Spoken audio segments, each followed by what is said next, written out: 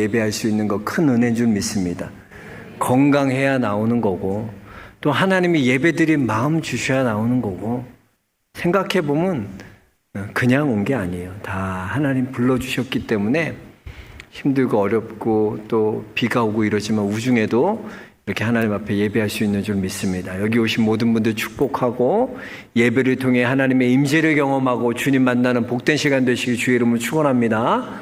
우리 옆 사람과 인사하겠습니다. 잘 나오셨습니다. 은혜 많이 받으십시오. 네. 그래요. 제가 여름에 이렇게 썸머 시즌에 우리 성도들에게 어떤 말씀을 함께 나눠야 될까 생각하고 묵상하는 가운데 지금 오늘날 제일 중요한 게 뭐냐, 우리 가정이나 우리 나라에나 우리의 삶에나 이 교회예요, 교회. 왜냐? 이 교회는 예수님께서 피로 값주고 사신 곳이 교회예요. 그만큼 교회가 얼마나 귀한지 몰라요. 그래서 우리 이번 주부터 시작해서 우리가 7주에 걸쳐서 요한계시록에 나오는 소아시아의 7 교회들의 모습을 돌아보면서 그들의 하나님이 원하시는 교회, 하나님이 기뻐하는 교회의 모습이 어떤 것인지 우리가 함께 생각해 보면서 우리도 그런 교회가 될 수 있기를 소망하며 하나님의 말씀을 그렇게 함께 나누는 시간을 갖고자 합니다. 그래서 요한계시록에 에서, 버두, 사빌라 해갖고 7 교회, 에베소서, 서머나, 버가, 두아디아, 사대, 그렇게 7 교회, 라오디게아, 에서, 버두, 사빌라, 나까지 빌라델비아, 그래, 빌라델비아까지 하면 7 교회. 그렇게 7 교회들의 모습을 보면서 우리 교회 모습도 하나님 원하시는 교회, 하나님 닮아가는 교회, 그런 교회가 되길 소망합니다. 그래서 오늘은 먼저 에베소 교회예요. 오늘 요한계시록에 나오는 에베소 교회를 우리 함께 말씀 나누고자 합니다. 여러분, 이 요한계시록 하면 참 여러분 읽는 게 쉬워요, 어려워요? 어려워요. 이 뭐 처음 들어보는 말이라 이 예언의 말들이, 예언의 비유들이 너무나 어렵게만 느껴집니다. 뭐 7 대접이라든지 7 나팔이라든가 뭐 7 별들, 7 촛대, 뭐 이렇게 예언의 말들이 이렇게 어려운지 좀 쉽게 하면 되는데 어렵게 느껴집니다. 근데 사실 요한계시록을 바르게 해석하기 위해서는 여러분 2가지의 툴이 필요합니다. 2가지의 도구가 필요해요. 하나 뭐냐? 이 요한계시록을 읽는 것은요, 하나님, 예수 그리스도에게 초점이 맞춰져 있어요. 요한계시록은요, 모든 것이 다 예수 그리스도, 그분께 초점이 맞춰져 있는 거예요. 오직 유일하신 예수 그리스도께 초점이 맞춰져 있다. 거기에 집중하고 있다. 그러니까 이 요한계시록에서 예수 그리스도를 벗어난 모든 것들은요, 옳은 해석이 아니에요. 자꾸 이단들이 그래서 이런 것들을 이용해갖고 무슨 자신들이 보혜사 성령인 것처럼 증거를 대고 이 요한계시록 이용해서 그러지만 절대로 여러분 예수 그리스도만 해요. 이 요한계시록은 거기에 초점을 맞추고 있는 거예요. 그래서 여러분이 이 요한계시록을 보는 관점이 예수 그리스도의 그 안경을 끼고 바라봐야 돼요. 그러면 흔들릴 게 없는 거야. 또 하나는 뭐냐면 교회에게 주시는 말씀이라는 거예요. 이 요한계시록은 교회에게 주시는 말씀이에요. 교회의 유익을 위해서 주시는 말씀이에요. 그래서 여러분 요한계시록 생각하면 딱 2가지만 생각하면 돼요. 예수 그리스도. 오직 예수 그리스도에 초점 맞춰 있다. 오직 교회에 대한 이야기다. 여러분 교회가 무엇입니까? 하나님 예수를 그리스도로 믿는 성도들의 모임이에요. 모임. 그게 바로 교회예요. 그래서 여러분 한 분 한 분이 교회라는 거예요. 여러분의 유익을 위해서, 여러분의 신앙생활의 유익을 위해서 쓴 편지가 바로 요한계시록이다라는 것이죠. 우리가 이 2가지, 이 툴을 갖고 있으면 절대로 흔들리지 않습니다. 그리고 요한계시록에 나오는 이제 소아시아의 7 교회들을 쭉 이제 살펴볼 텐데요. 보면 똑같은 패턴이 나오는 게 볼 수 있어요. 발견할 수 있어요. 그래서 소아시아 7교회들의 똑같은 패턴은 뭐냐면요. 먼저는 각 교회마다 하나님에 대해서 어떻게 얘기하고 있는지, 예수 그리스도가 어떻게 소개하고 있는지가 언급됩니다. 그래서 우리 1절 말씀 한번 볼까요? 1절 같이 한번 읽어보겠습니다. 에베소 교회의 사자에게 편지하라. 오른손에 있는 7별을 붙잡고 7 금초대 사이를 거니시는 이가 이르시되 그랬어요. 자, 하나님이 어떤 분이세요? 7별을 붙잡고 있고 또 7 금초대를 사이를 거니시는 분이 우리 하나님이라는 거예요. 자, 그러면 7별은 뭐고 7 금초대는 뭐예요? 그게 뭔지 알아야지. 뭐 거냐. 바로 위에 1장 20절 말씀 보면 내가 본 것은 내 오른손의 7별의 비밀과 또 7 금초대라 7 별은 7 교회의 사자요 7 촛대는 7 교회니라 그랬어요. 자, 보세요. 그럼 7 별이 뭐라고요? 사자. 그러니까 사역자들, 직분을 맡고 있는 사역자들 모든 이들을 가리키는 거예요. 그리고 또 7 촛대는 뭐예요? 각 7 교회를 말하는 거야. 근데 그 교회를 지금 어떻게 하나님이 사이사이를 거니신다는 거예요. 하나님이 운행하신다는 거예요. 하나님이 일하고 계시다는 거예요. 그러니까 여러분, 이것은요, 우리 교회의 모든 사역자들, 그러니까 사역자를 여기서 목사만 얘기하는 게 아니라 하나님의 일을 맡은 모든 자들을 가리키는 거예요. 또 모든 사역은 어떤 우리의 노력과 우리의 힘과 우리의 능력으로 되어지는 것이 아니라 그것이 어디에 있나? 하나님 손에 있다는 거야. 하나님 손에 붙들려 있는 거예요. 하나님의 사역자들이 내가 하는 게 아니라 우리는 하나님 손에 붙들린 자들이에요. 또한 이 교회도요, 하나님께서 일하시는 곳이에요. 하나님이 거니시는 곳이라는 거예요. 하나님이 동행하시는 곳이라는 거예요. 여러분, 그래서 우리가 이것을 꼭 기억해야 돼요. 에베소 교회는요, 하나님이 어떤 분임을 소개하고 있습니까? 하나님의 주권을 말씀하고 있는 거예요.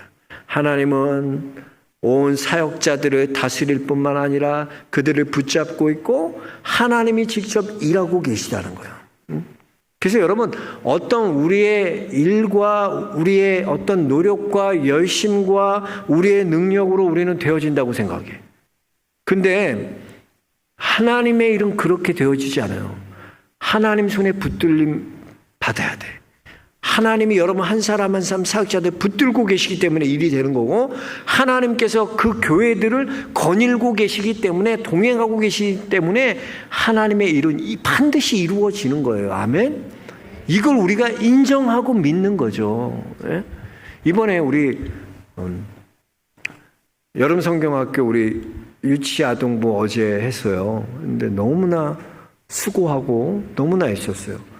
그 아이들이 28명이나 왔어요. 얼마나 많이 왔는지. 정말 새까맣게 왔어. 근데 보면은 교사들과 우리 교육자가 이 수련회 하나 준비하기 위해서 몇 달 전부터 준비하고 배우고 다녔어요. 그래서 교사들은 다들 교사대학의 교사 그 수련회를 위한 그 과정을 인수해야 돼. 마스터해야 돼. 그래서 다 가서 교육받아 왔지. 또 그걸 위해서 하나하나 프로그램 준비하느라 얼마나 애쓰고 우리 교육자와 교사들이 노력했는지 몰라요. 그리고 또 어제 보면요, 청년 교사들, 난 우리 교회 청년 교사들 보면 너무나 감동이 돼. 정말 눈물 나. 우리 청년들 같은 청년들이 없어요. 와서 정말 봉사하는데, 야, 제가 감동이 되더라고. 야, 어떻게 저렇게 할 수 있지, 청년들이. 다들 애들 난장 피우고 가면 그 풍선, 비 오는데 풍선 찢어진 거 그거 다 줍고 있지. 가서 밀대질 다 하고 있지. 아이들 다 케어하지. 교사들이, 청년 교사들이 너무나 귀해요. 너무나 귀하다. 또 여러분, 그뿐인 줄 아세요? 이 사람들이 먹고 또 얼마나 먹는 거 잘 먹는지. 권사님들, 집사님들이 오셔갖고 주방에서 봉사하는데 그 더운 여름에 돈가스 튀기고 만들고, 애들 맛있는 거 해주려고 간식 만들어주고 떡꼬치 만들고, 얼마나 땀 흘리고 수고했는지 몰라요. 권사님, 집사님들이 다 했어요. 너무나 수고했어요. 그런데 여러분, 우리가 잊지 말아야 될 이 모든 일, 우리가 수고하고 노력하고 우리가 열심히 했지만 이 모든 일을 이루어 가시는 분은 하나님이시라는 거야. 우리는 하나님 무익한 종입니다. 나는 해야 할 일을 하였을 뿐입니다. 오직 하나님이 하셨습니다. 이것이 우리의 고백이 돼야 돼요. 그래서 사도 바울이 나의 나 된 것은 오직 하나님의 은혜로 된 것이라. 그렇습니다, 여러분. 우리의 된 것이 하나님이 여러분 사역자 한 사람 한 사람을 붙들어 주시고 하나님께서 그 교회 안에서 하나님이 일하고 계시기 때문에, 건이시기 때문에 하나님의 일이 이루어진 거예요. 그 하나님께 영광을 돌리는 우리 영락의 성도들 되시기 주의 이름으로 축복합니다. 이걸 깨달으라. 그래서 에베소 교회는 이걸 강조하는 거야. 우리의 자랑, 우리의 열심, 우리의 노력이 아니라 하나님의 주권이 있다는 거야. 하나님이 오늘도 여러분 붙들어 주시고 하나님이 오늘도 이 교회에서 일하고 계시는 것을 경험하는 우리 영락의 성도들 되시길 주의 이름으로 축복합니다. 자, 이렇게 에베소 교회를 소개하고 한 에베소 교회는 하나님은 모든 만물 또 이 세상을 주관하시는 그런 주권자로서의 하나님을 얘기하고 있습니다. 그리고 이 소아시아 7교회의 또 다른 공통된 패턴은 뭐냐면, 자, 이렇게 각 교회마다 하나님이 어떤 분인지 예수님이 어떤 분인지 소개했다면 그 다음에 뭐가 나오냐면 칭찬과 책망이 나와요. 다 교회마다. 그리고 칭찬과 책망 후에는 하나님께서 주시는 그들에게 메시지가 나오고 약속이 나와요. 그리고 교회에 대한 총평이 나온다는 거죠. 자, 그럼 한번 볼까요? 우리 뭘 칭찬하고 있는지 에베소 교회 2절, 3절 우리 같이 한번 읽어보겠습니다. 내가 내 행위와 수고와 내 인내를 알고 또 악한 자들을 용납하지 아니한 것과 자칭 사도라 하되 아닌 자들을 시험하여 그의 거짓된 것을 내가 드러낸 것과 또 내가 참고 내 이름을 위하여 견디고 게으르지 아니한 것을 아노라 그랬어요. 자, 에베소 교회의 칭찬이에요. 5가지나 칭찬하고 있어요. 에베소 교회요. 에베소 교회는 내 행위와 수고와 내 인내를 알고 그래요. 하나님이 아신다는 거예요. 너의 행위와 수고와 인내를 안다. 이 행위와 수고가 뭡니까? 여러분, 믿음이 있다는 게 뭐예요? 우리가 하나님의 믿는 믿음이 있다. 믿음이 있다는 건 하나님 말씀에 순종하는 행위가 있는 거예요. 그래서 여러분, 믿음이 있노라 하면서 하나님이 말씀하는데 순종하지 않는 것, 그것이 믿음이 있는 거예요? 그건 믿음 없는 거예요. 믿음은 행위를 나타내요. 어떤 행위입니까? 말씀의 순종으로 나타나는 거예요. 그리고 수고한다 그랬어요. 수고는 뭐가 수고입니까? 이 데살로니가 교회 전서 1장에 보면 이 사도 바울이 이 성경에 가장 우리가 기초되는 가장 기본이 되는 것을 3가지 말씀하고 있는데 그게 뭡니까? 믿음, 소망, 사랑이에요. 그래서 데살로니가 교회에 대해서 칭찬하면서 데살로니가 교회는 믿음의 역사와 사랑의 수고와 소망의 인내를 품고 있는 교회가 데살로니가 교회다라면서 사도 바울은 칭찬했어요. 마찬가지로 행위는 뭐냐? 믿음의 행위야. 순종하는 행위야. 그들에게는 믿음이 있었다는 거야. 에베소 교회는 믿음이 있었다는 거야. 또 수고함이 있었다는 거야. 사랑의 수고함, 사랑을 하기 위해서는 수고함이 따르는 거야. 그 수고를 감당했다는 거야. 그리고 소망의 인내, 인내할 줄 알았어요. 소망을 품은 자가 인내하는 거죠. 하나님의 때에 하나님이 이루시는데 그때까지 기다려야 될 거 아니야. 하나님의 때가 오지 않았는데 어떻게 하나님이 일하십니까? 하나님의 때가 임함에 때가 임해야 돼. 그때까지 성도는 뭐예요? 소망을 품고 인내해야 돼. 그러니까 이 에베소 교회는 그런 기본이 탄탄한 교회였어요. 기본. 믿음, 소망, 사랑에 탄탄한 교회가 바로 에베소 교회였다라는 것이죠. 그걸 하나님이 알고 계신다 그랬어요. 또 보니까 얼마나 진리를, 여러분, 사단의 유혹과 영적인 분별한 이단들을 분별하기 위해서는 어떻게 해야 돼요? 하나님의 진리를 제대로 알아야지 이단인지 분별할 거 아니에요.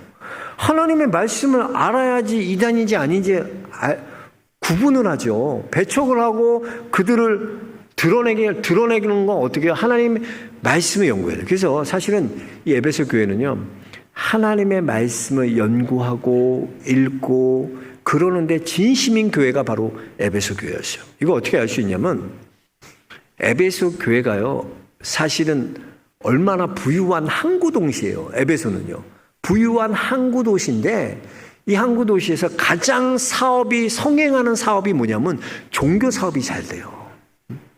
그러니까 이 종교 사업이라는 것은 그 당시에 가장 그 에베소에 활동적으로 그들이 믿었던 신은 아데미 여신이었어요. 아데미 여신은요, 무려 유방이 24개나 돼. 젖이 24개나 되는 거예요. 근데 그게 무슨 관능미가 아니라 부유를 상징해요. 부유. 그만큼 풍성하고 부유의 신이 아데미예요. 그 이에 관련된 신상에 관련된 물건을 파는 수입이요, 그 도시에 얼마나 많이 최고로 사업 잘 되는 게 그 우상 사업이야. 거기는 우상만 냈다 하면 다 잡아요. 경제가 살아나. 이 우상 때문에. 그랬던 곳이 바로 에베소예요. 근데 에베소에서 누가 사도행전 19장에 바울이 에베소 교회에서 문제가 생기게 돼요. 어떤 문제냐면 바울이 이제 그 두란노 서원에서 하나님의 말씀을 가르쳤어요. 강론하고 가르치기 위해서. 그러니까 그들 안에 변화가 일어나겠어요. 그래서 우상을 태우고요, 우상 숭배하고 우상 만드는 자들이 부딪히게 되는 거야. 그러니까 안 사고 그걸 태우고 그 책들을 다 태워버리니까 문제가 생겨. 우상 팔아먹고 살았던 사람들이 어떻게 돼요? 반란이 일어나는 거. 어떻게 이럴 수 있냐? 그만큼 그들이요, 철저하게 우상을 태웠어요. 그리고 하나님의 말씀을 이 두란노 서원에서부터 얼마나 말씀을, 그게 이 에베소 교회는 기본이 아주 탄탄했어요. 하나님 말씀에 대한 진리를 딱 지키고자 하는 그 마음을 갖고 있어요. 그래서 하나님 말씀을 연구하고, 그래서 이단에 대해서는 철저하게 이단을 철저하게 하는 거예요. 이거 어떻게 알 수 있냐면 사도 바울이 이제 2년 반 동안 약 3년 동안 사역했던 에베소 교회에서 장로들과 이별을 합니다. 그게 어디냐면 밀레도 섬에서 이별을 해요. 근데 그 섬에서 다 이 장로도, 에베소 장로를 밀레도로 다 불러요. 오라 그래요. 그리고 사도행전 20장에 보면 그들에게 마지막 고별 설교를 하는 거야. 내가 부탁의 말씀. 뭘 부탁하냐면 교회를 부탁하는데, 교회가 어떤 일이 앞으로 일어날 거냐? 앞으로 이리가 와서 너희 양떼들을 혼란스럽게 할 거다. 너희들을 혼란케 하는 영이 임해서 이 에베소에 임해서 분명히 이단들이 일어나고 혼란스럽게 될 때, 그때 너희가 넘어지지 말라는 거예요. 그때 너희가 흔들리지 말라는 거예요. 그러기 위해서 하나님 말씀을 연구하고 하나님 말씀에 든든히 서 있어야 된다. 이거를 강조했어요. 그러니까 그 말씀을 장로들이 이 바울의 말을 끝까지 잘 지켰던 교회가 에베소 교회예요. 그래서 에베소 교회는요, 기본이 튼튼했을 뿐만 아니라 말씀에 대해서 진심인 교회, 그게 바로 에베소 교회였다는 것입니다. 제가 예전에 이번에 임윤찬 군에 대해서 한번 설교 때 한번 예화를 들었죠. 임윤찬 군이 얼마나 대단하냐면요, 이 임윤찬 군 보면 진짜 피아노에 대해서는 정말 진심인 아티스트인 것 같아.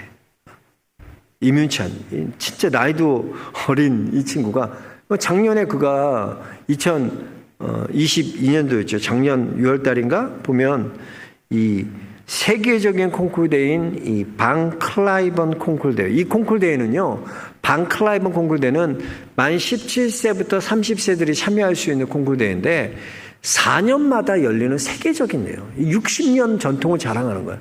근데 60년 전통 역사상 18살 최연소로 우승한 사람은 우리 임윤찬 군이 처음이야. 18살짜리가 거기 우승한 적이 없어요. 할 수도 없는. 얼마나 대단해요. 그래서 작년에 그것이 조명되면서 세계적으로 임윤찬 군이 알려지기 시작했어요. 근데 제가 말했잖아요. 임윤찬 군이 연습을 하루에 몇 시간 한다고 그랬어요. 피아노 연습을요. 16시간. 여러분, 이게 가능하다고 생각하세요. 24시간이잖아요, 하루. 근데 16시간을 연습해요. 근데 진짜 그래요. 연습하는 거 보면 그가 인터뷰할 때 보면은 이런 인터뷰도 하더라고요. 자기는 정말 고맙게 생각하는 분이 누구냐면 미국에 있을 때 하숙했던 그 주인, 너무나 고맙대. 왜? 16시간을 피아노를 치고 이렇게 해도 한 번도 컴플레인을 하지 않았대. 그걸 다 이해해주고 받아줬는데 그분이 너무나 감사하다는 거예요.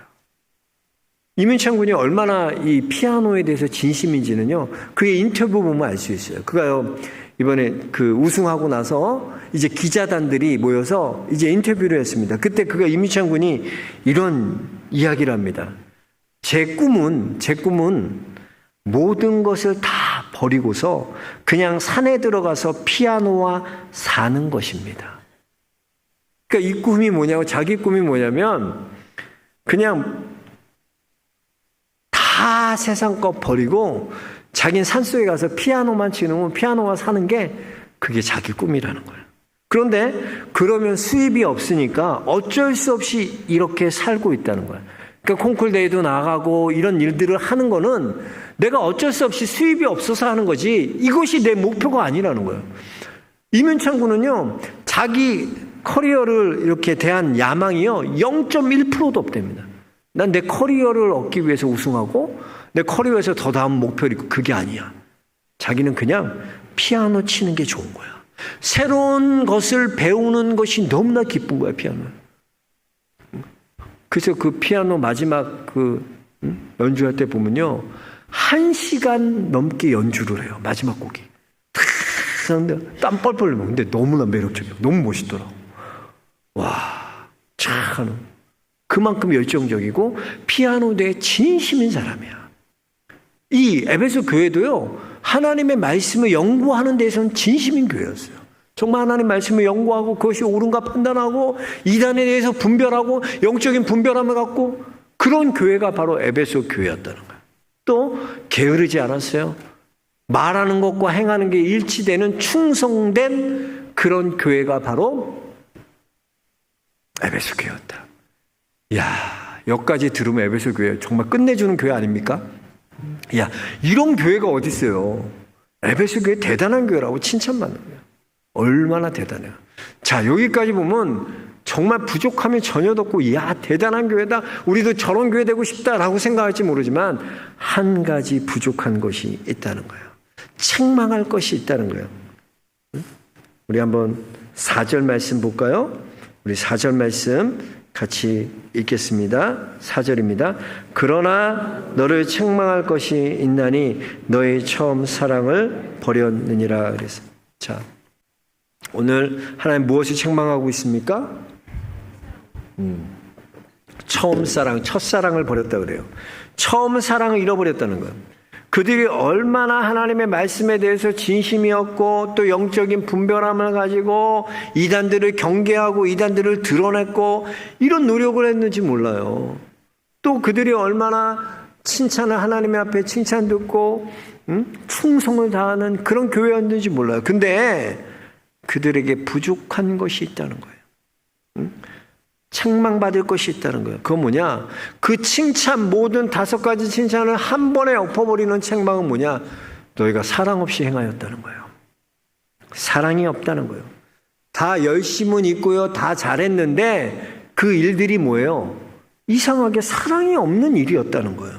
여러분, 이게 말이 되는 겁니까? 사랑 없이 이런 일들이 가능한 겁니까? 그들이 이렇게 했다는 것은 뭐예요? 그럼 사랑 없이 이 모든 걸 행할 수 있었던 것은 위선 아니에요, 위선. 여러분, 사랑 없이 하는 모든 것들은 위선이에요. 아무리 기초가 튼튼하고 영적인 분별함을 갖고요, 하나님 앞에 충성되고 멋진 교회도 사랑이 없으면요, 어떻게 이런 일들이 가능하겠습니까? 사랑 없이 한다는 것은 오히려 사랑 없이 했다는 것 자체가 이게 기적이야. 사랑 없이 할 수 없는 일들을 사랑 없이 했다는 거예요. 여러분 꼭 기억하시기 바랍니다. 진리를 연구하고요, 영적인 분별함을 갖고요, 또 충성된 일꾼이어도요, 이거 얼마나 귀한 겁니까? 멋진 거예요. 참 훌륭한 교회. 그런데 그 안에 사랑이 없으면요, 그것은 아무것도 아닌 거예요. 사랑이 없으면 아무것도 아니에요. 아무리 진리를 연구하고 영적인 분별함 갖고 하나님 앞에 충성되어도 그 안에 사랑이 없으면 아무것도 아니에요. 근데 정말 무서운 건 뭐냐? 우리도 사랑 없이 이렇게 일할 수 있다는 거예요. 그게 무서워.